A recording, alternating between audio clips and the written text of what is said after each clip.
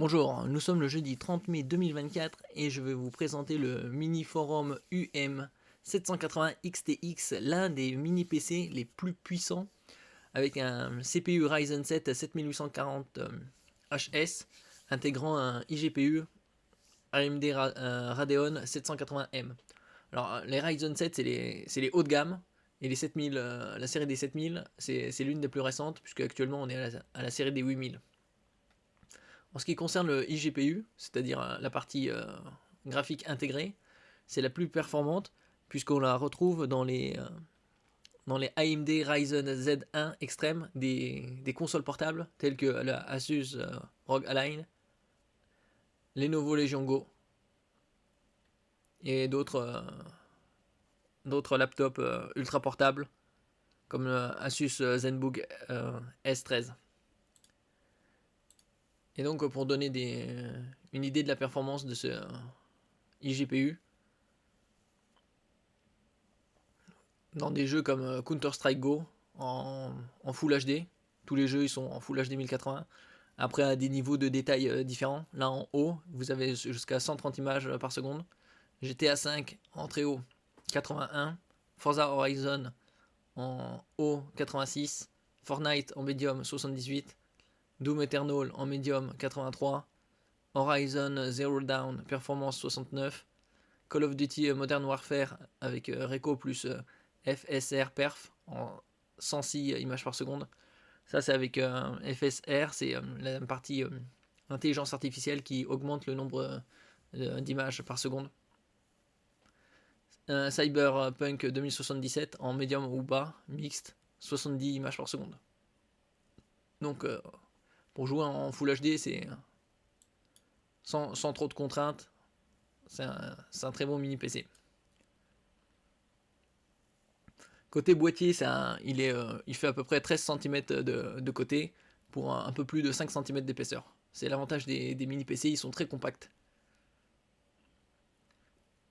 Le CPU a 8 cœurs avec architecture Zen 4 et pour une cadence de 3,8 jusqu'à un boost de 5,1 GHz.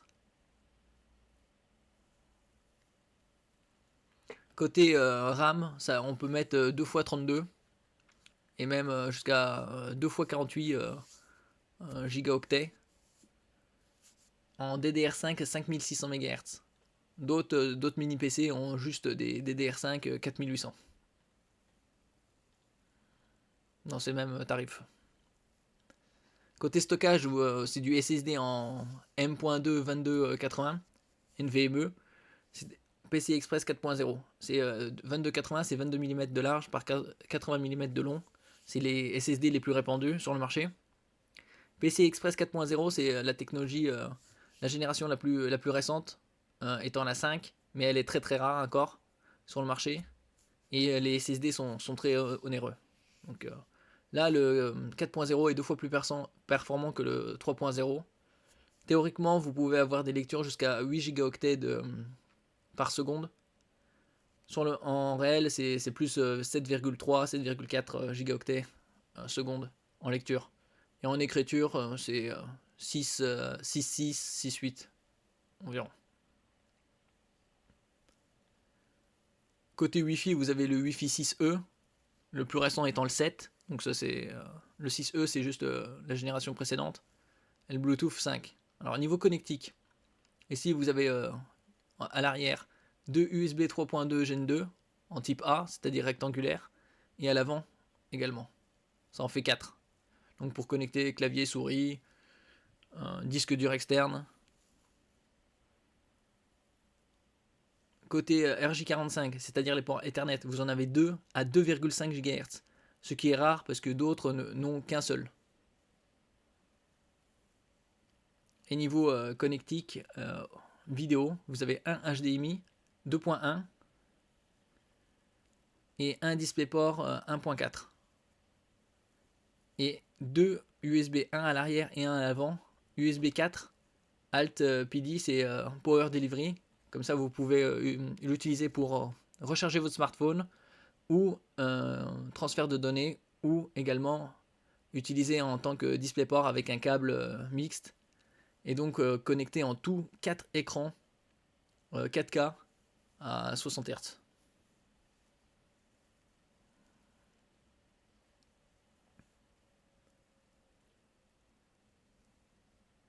En ce qui concerne le DisplayPort 1.4, vous pouvez même le connecter du 4K à 120 Hz. Ainsi que le USB 2.1 et non, le USB 4 et le HDMI 2.1.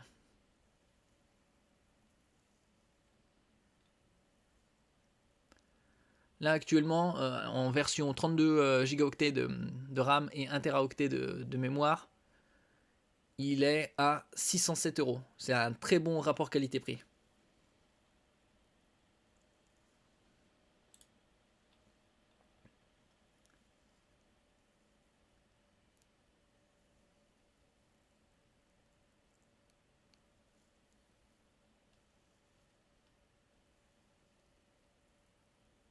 Et donc c'est l'un des rares mini PC dans cette gamme de prix à pouvoir être connecté à 4 moniteurs. Et il possède le iGPU AMD Radeon 780M qui est le iGPU le plus performant du marché.